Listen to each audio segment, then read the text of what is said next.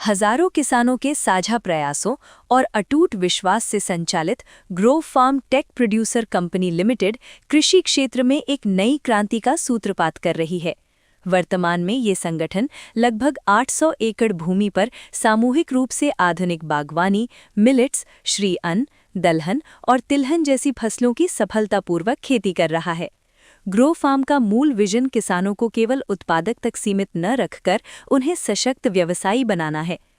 Company का mission है कि किसान अपनी उपज की ग्रेडिंग, पैकेजिंग और मार्केटिंग स्वयं संभालें, ताकि वे बिचौलियों पर निर्भर रहने के बजाय अपने श्रम का श्रेष्ठ बाजार मूल्य प्राप्त कर सकें और खेती को एक लाभकारी व्यवसाय के रूप में स्थापित कर सकें।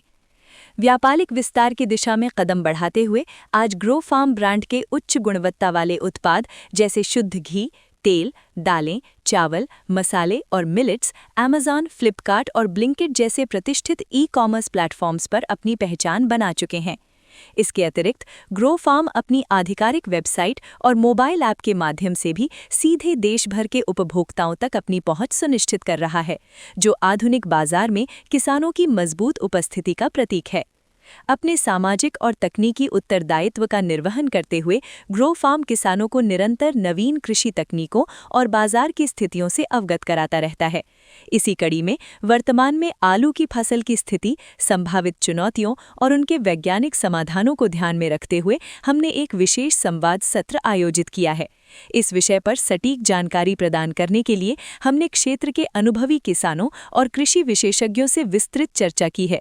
आइए जानते हैं उनकी विशेषज्ञ राय और व्यावहारिक अनुभव।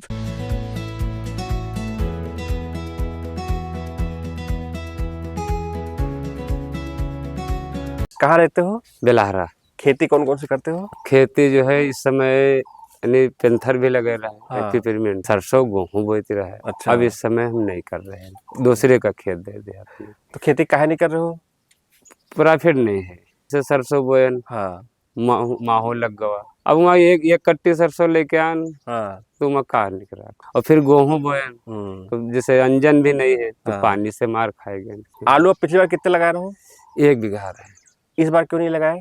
इस बार जो है नहीं लगान तो फायदा रहा, क्योंकि इस समय जो वही नहीं अभी तक के दौरे फिर हमरे थोड़े पल्लेदारी में यहाँ मान चलो 400-500 रुपया आराम से बैठ खेती में ना हो पाई हो, तो हम जाने थे कि यानी किसी से नहीं हम 500 रुपया की हम मेहनत करबे तो हम ले सके थे। हाँ। और खेती में कोई गारंटी नहीं कत्ते पाए सकत। मेरा नाम शिव कुमार वर्मा है। मेरे पास करीब 10 एकड़ ज़मीन है। इसमें हम 8 एकड़ आलू की खेती करते हैं और आलू में ज़्यादातर हम राजेंद्र 1 करते हैं, जो कि लाल वैरायटी है। हमारे यहाँ पैदावार करीब 55 से 60 पैकेट या 25 से 30 कुंटल पर बीघे होती है और इसमें लागत करीब 15,000 रुपये बीघे आ जाती है। इस साल लागत भी ज़्यादा आई और आलू में जो है पैसा कम मिला, घाटे का सौदा रहा थोड़ा। आलू केवल सब प्राइवेट आड़तियाँ हैं, तो कोई रेट इसका ना गवर्नमेंट की तरफ से निर्धारित भी नहीं है। हम 2.5 एकड़ आलू की खेती करते हैं। आलू में इस बार कोई मुनाफा नहीं है। आपकी आलू की खेती बहुत घाटे का सौदा है। 1 एकड़ आलू हमने जनवरी में बेचा था, वो 920 रुपये प्रति कुंटल बिका था। उसमें हमको लगभग 5,000 बीघे बच गए थे और थोड़ा आलू स्टोर में रख दिया था और लगता है जो रखा हुआ है उसके लिए दिक्कत हो सकती है। मेरा नाम पवन कुमार, ग्राम post Meeranagar, district Sitapur, UP. मेरे पास 6 एकड़ ज़मीन है, जिसमें मैं 2 एकड़ पे आलू की खेती करता हूँ। पिछले साल से करीब मान चलिए 10 पैकेट बीघे ज़्यादा पैदा हुआ। कहाँ बेचते हैं आलू आप? आलू हम कोल्ड में ही बेचते हैं। कोल्ड स्टोर में बेच देते हैं? जी। आड़ती या बाजार वगैरह कहीं? हाँ, भारतीय क्या बोलते हैं, बिचौलिया जो है उनके पास बेचा जाता है, जो वहाँ के खरीदार होते हैं। अच्छा, इसको और अच्छा करने के लिए क्या किया सकता है, या फिर गवर्नमेंट या कोई ऐसा कुछ चाहे कि ऐसा कर रहे तो किसान को फायदा? गवर्नमेंट अगर बीज उत्पादन मिल जाए समय से अच्छा तो और अच्छा हो सकता है। इसके लिए कोई गवर्नमेंट कोई व्यवस्था नहीं कर रही है सर।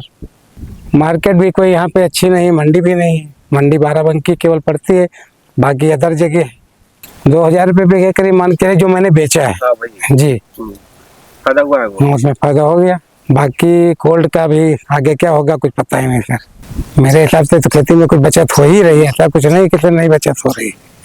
बचत नहीं होती तो काम कैसे चलता। खेती घाटे का सौदा तो नहीं है, लेकिन ये कि जब ज़्यादा कभी कभी घाटा हो जाता है, कभी भी नफ़ा भी हो जाती है, ये ले एवरेज तो लगभग बराबर रहता है सर। तो ऐसा क्यों होता है कि कोई चीज की फसल पिछले साल की बढ़िया है, इस साल तो घाटे हो गए, पिछले साल फायदा हुआ था? ये तो मौसम की मार हो सकती है, उत्पादन पे हो सकता है, बस यही है और क्या है। तो जो किसान कह रहे हैं कि हम किराया दे देंगे लेकिन खेती नहीं करेंगे, मजदूरी करेंगे, तो आपके हिसाब से वो खेती करना नहीं चाहते? मेरे हिसाब से तो करना नहीं चाहते सर। बाकी ऐसा कुछ नहीं है कि वो नुकसान हो जाए खेती? इतना खेती में नुकसान नहीं कि काम न चल सके, काम तो चलता ही है। खेती सही समय से भाव मिलना, सही अच्छा उत्पादन होना, यही किसान के लिए प्राथमिकता है सर। कौन सी वैरायटी आलू लगाते हैं? राजेंद्र वन। कितना उत्पादन लेते हैं? यही 60 पैकेट बिके करीब। कभी दूसरी ट्राई नहीं किया आपने? नहीं, दूसरी हम लोगों की तरफ होती ही नहीं है, यही लगती है काफी दिनों से। हम चिरैया के रहने वाले हैं, सुरेश नाम है हमारा। हम 8 साल से खेती कर रहे हैं। आलू बोते हैं, तरबूज लगाते हैं, मक्का लगाते हैं। हमारे पास 1 एकड़ खेती है और हम 15 एकड़ खेती राजा साहब के लिए। हमारे पास 80 बीघे तरबूज बोया था पिछले साल, तो अच्छा मुनाफा हुआ था। कितना खर्चा आया 60 बीघे में? 60 बीघे में 2 लाख रुपए खर्चा है। 2 बीघा कितने का था वो? 18 लाख का। खर्चा कितना आया था उसमें? खर्चा 2 लाख रुपए। तो आपका 60 बीघे में आपका 16 लाख का फायदा हुआ है जी। और कितने महीने की फसल है? 3 महीने। 3 महीने फसल जी। 3 महीने फसल का आप 60 बीघे में आपको 16 लाख का फायदा हुआ है जी। और क्या लगा, कौन सी फसल लगाते हो? मक्का 25 बीघे। उसमें कितना खर्चा आया था? उसमें खर्चा आया था 80,000। कितने बीघा था वो? वो बिका था 2,75,000। 2,75,000 बीघा था। और कोई दूसरी कौन सी खेती करते हो? और आलू लगाते हैं, बस 3 ही फसल लगाते हो? बस 3 फसल। मेरा नाम जय सिंह है। सुरजापुर माफी गांव में करीब 53 वर्षों से खेती कर रहा हूं। प्रमुख रूप से मैं केले और आलू की खेती करता हूं। मटर, सरसों, धान, अन्य फसलों की, गन्ने की बहुत अरसे तक की है। अब केवल इन्हीं 2 फसलों पर ज़्यादा केंद्रित है इकॉनमी, बाकी चीज़ों पे काम ना के बराबर है। प्रतिवर्ष मैं करीब 25 एकड़ अपने परिवार की और अपनी ज़मीन पे केले को ख़त्म करके उस पर आलू का उत्पादन करता हूँ। हरी खाद, गोबर की खाद प्रचुर मात्रा में इस्तेमाल करके खेती करना। जैसा कि हम सब जानते हैं, उत्तर प्रदेश पहला स्थान रखता है अपने देश में। मैं यहाँ पे जिस अंचल में हूँ, यहाँ पे केवल लाल आलू की वैरायटी का प्रचलन है। मैं प्रमुख रूप से 2 ही वैरायटी पर काम करता हूँ। एक कार्टनर हार्ड आलू है, वो आप यूज़ करते हैं फ्रेंच फ्राई बनाने में, और उपज भी बहुत अच्छी आती है। 160 से 185 कुंटल के बीच में प्रति एकड़ आ जाती है। और आपकी जो कार्डिनल वैरायटी है, जिसकी यील्ड 120 से 140 तक के बीच में रहती है। आलू की खेती जो किसान परंपरागत तरीके से वर्षों से करते आ रहे हैं, वो इस अनुभव से गुजरे हुए हैं कि आलू आमतौर से 5 से 7 साल बाद 1 साल ऐसा लग के आता है जब किसान बहुत दुखी होता है और ये कहता है कि आलू की खेती के बराबर घाटे की कोई शायद खेती नहीं है। इसमें मेरे किसान भाइयों को केवल ये समझाना है, कोशिश करके आलू को समय से बेच के छुट्टी पालें तो ज़्यादा बेहतर है कि जब तक के संसार जागे तब तक के आप थोड़ा आगे निकल चुके हो रेस में, तो आप नुकसान से बच सकते हैं। आलू के किसानों भाइयों के लिए, बहनों के लिए मेरा जो अपने अनुभव का सुझाव है वो ये है कि सबसे पहला इन्वेस्टमेंट वो अच्छे बीज को प्राप्त करने के लिए करें। दूसरा सुझाव ये है कि आलू की उपज ही उनके हाथ है जो आप सही समय से कर सकते हैं। इसलिए प्रयास करें कि आलू की बिजाई 20 डिग्री से 30 डिग्री टेम्परेचर के अंदर की जाए और साथ ही खुदाई भी 20 से 30 डिग्री के अंदर ही की जाए। आलू को भंडारण करने के लिए पहले अपनी पूंजी जो लगी है उसको छुड़ाने के लिए समय से बेचना ज़्यादा लाभप्रद है।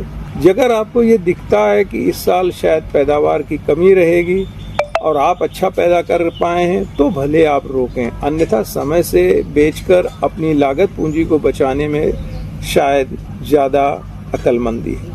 हाँ किसान भाइयों, हम बाराबंकी ज़िले के किसान हैं। हमारा नाम रामचंद्र वर्मा है। अपने किसी फार्म पर हैं।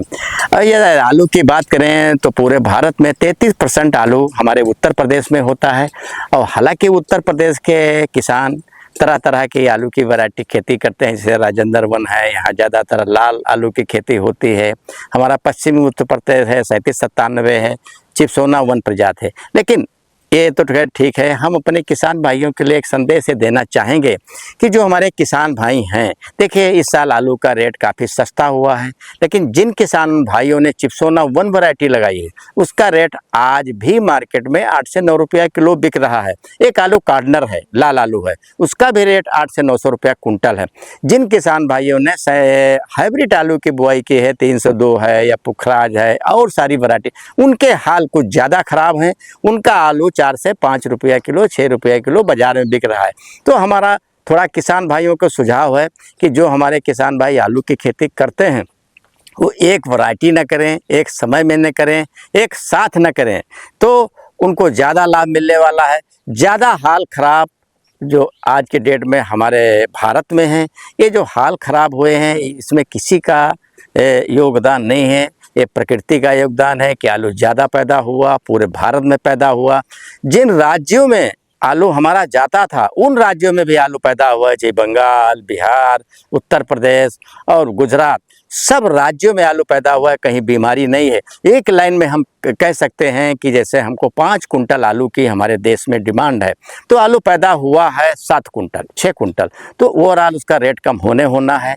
लेकिन एक हमारा किसान भाइयों की सलाह है कि आप एक तरह के आलू, जैसे आपको चिप्सोना वन, जब चिप्स की वैरायटी का आलू है, ये कभी भी इसका ज़्यादा रेट नहीं डाउन होता है। चिप्सोना वन आलू है, आज भी रेट में हमारे किसान भाइयों को 8 से 9 रुपया किलो किसान का आलू खेत से बिक रहा है।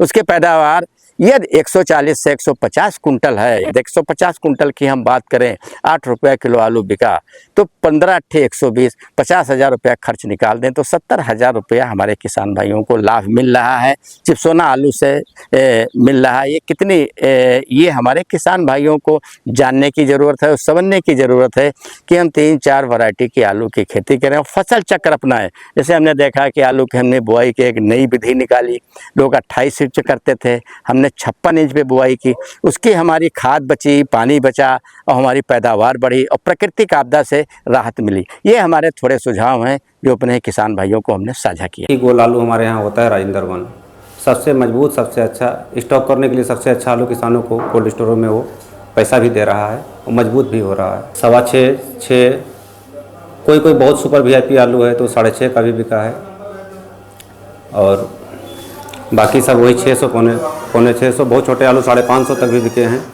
दरअसल 10 जनवरी से हमारे यहाँ आलू निकलता है कच्चा और 10 जनवरी को 1000 रुपये कुंटल का भाव हम लोग खोले थे बिल्टी कट का।